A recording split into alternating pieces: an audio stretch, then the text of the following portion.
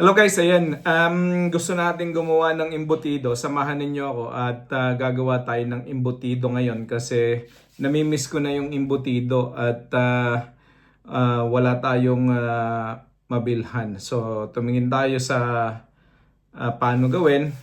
Kumuha tayo ng recipe at ito yung ating gagawin ngayon. So ayan guys, dito ay naghanda tayo ng dalawang 500 grams na minced pork. Binili na natin yan ng minced sa supermarket. Ito ay 20% ang fat content nito. So hindi siya ganun ka fatty, no? So 20% lang. Normally yung iba gusto nila mas fatty para mas malinamnam at mas masarap ang kanilang lulutuin. So ito lang ang available, 20% fat. So yan. Guys, dito naman naggayad tayo ng ating bell pepper, yung ating mga ingredients para sa ating lulutuin.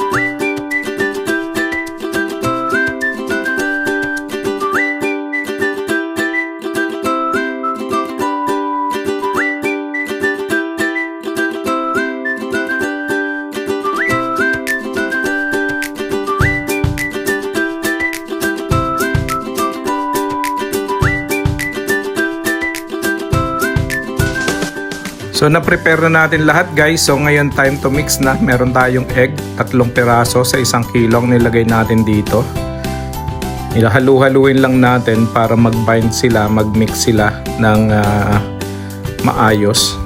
Ito yung sikreto dito. Mekos-mekos mo lang, lamas-lamasin mo lang. Tapos lagay tayo ng breadcrumbs, no? Tansya meter na lang ang gamit natin dito. Tinatansya na lang natin guys. Tansyameter, more or less mga nasa 200 grams ang nilagay natin. So halu-haluin lang natin ulit, mekos-mekos lang ulit habang ang nagpapasarap diyan talaga. So lagay natin yung carrots natin, mga nasa around 250 grams din ang nilagay natin dyan. Tapos mekos-mekos lang ulit tayo guys, kasi masarap ang minekos-mekos talaga. Ilamas-lamas, buti na lang naka-gloves tayo. Ayan, at eto ang sikreto dyan guys, hindi pwedeng ang gagamitin natin dyan kutsara lang. Dapat gamitin natin talaga yung ating mga kamay para meron tayong touch of love, sabi nga nila. O yan, So pinipili natin yung medyo malalaking mga carrots na naiwan sa ating grinder. Kasi ginrind natin, medyo malalaki pa. So ngayon ay ating pipiliin pa. Lagay natin yung ating bell pepper. Meron tayong green at saka red bell pepper dyan. Mga nasa 300 grams ang ating nilagay dyan. Mas maraming spices, mas maraming ingredients, mas masarap. So again, mekos-mekos. Halu-haluin lang natin at yan ang sikreto dyan guys. Nagpapasarap dyan is yung paghahalo-halo. Yung nilamutak mo na. Pag nilamutak mo, masarap yan. Ayan. Lagay natin yung ating salt. Mga nasa around 10 grams.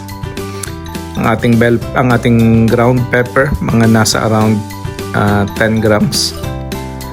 Lagay na natin din.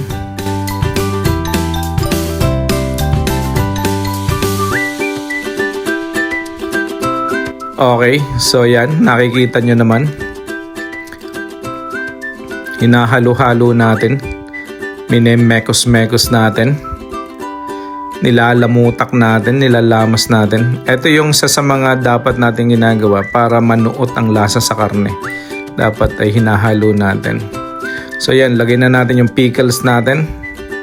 Wala tayong makuhanan ng sweet pickled na pangsama dito. So ang ginamit lang natin ordinaryong pickle. Ayan. Pero masarap din yan. Masarap din yan kasi medyo maasim-asim yan na masarap-sarap. Sakto lang yan pampalasa. Okay. Lamas-lamasin lang ulit natin. Halo-haluin. Para manuot ang lasa sa ating karne. Para sumama talaga sila ng ayos. Okay guys. So yan, isa sa mga sikreto ng paggawa talaga ng embutido ay yung maayos na ingredients. Lagay natin yung ating ano ba yan? Celery. O baka ito yung pickle. Yung nauna ay celery. Ayan. So talaga masarap yan guys. Masarap kainin. Lagay natin yung ating magic sarap. Mga nasa 10 grams din lang. Optional yan guys. Hindi nyo kailangang ilagay yan. Kasi yung protein liquid natin, yung ating itlog ay talagang mas malinamnam na talaga yan. Kaya lang syempre paborito ko naglalagay ng magic sarap. So nilagay na natin. Lagay natin yung raisins natin. Ito ay Sultanas ang brand. So masarap ito. Matamis. Sa supermarket natin binili lahat ang mga ingredients natin. Wala tayong talipapa dito sa UK. Dito ay supermarket lang. Walang masyadong talipapa. No, bibihira ang talipapa dito. Ayan. Nilamutak na nga po. Lamutakin na natin ang lamutakin. Para sumama yung pickle, yung ating sultanas, yung ating raisins, no. Pinato yung ubas. Lagay natin yung ating onion. Ayan. So nilagay natin dyan mga nasa around 150. Tapos nilagay na rin natin yung ating 175 na mushroom, hotdog. Ayun, yung iba nilalagay na buo yan. Tayo nilagay natin na chop-chop, yung mga ginayat natin na maninipis at maliliit.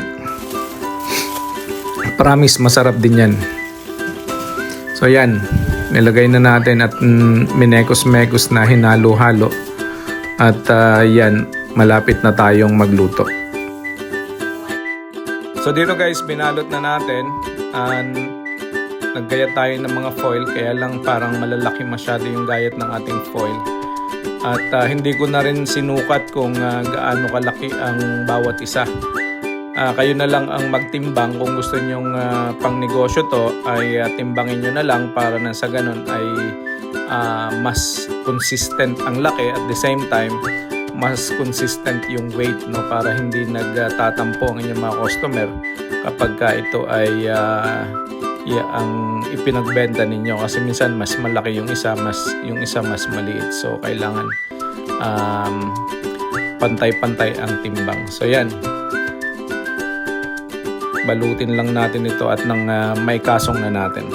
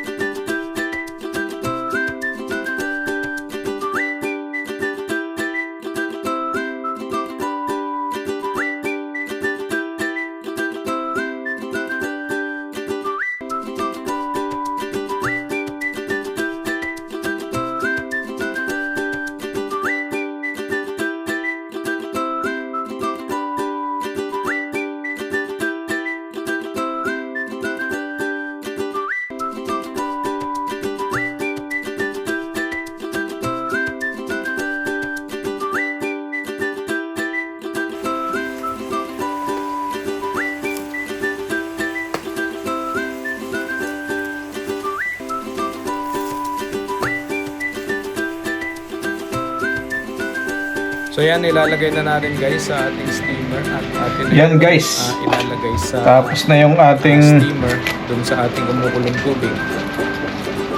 look at that, very nice. So yan guys, luto na. Bubuksan natin. So kinango na natin, medyo papalit. Para malaman natin kung gaano kaganda ang pagkagawa. Titignan Yan. natin kung anong lasa. Okay, moment of truth. Buksan natin itong ating embutido. Tingnan natin kung anong itsura. Maganda ba ang pagkagawa at saka masarap kaya?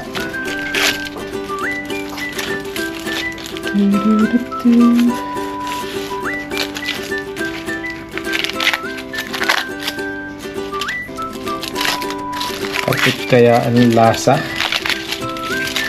Tikman natin. Naamoy ko na. So guys, yan ang itsura.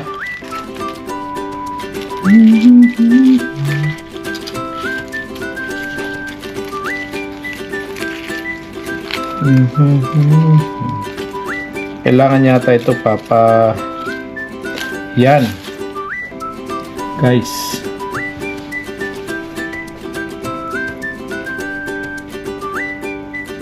Ating masarap kaya ito manarin.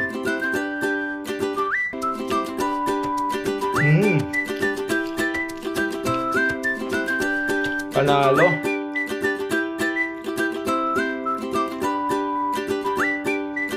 Hindi pa yung pinrito.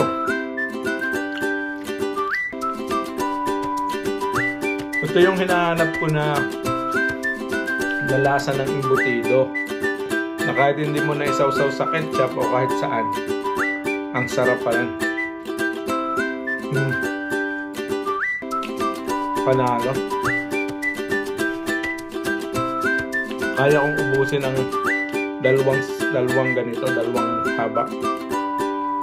Sarap.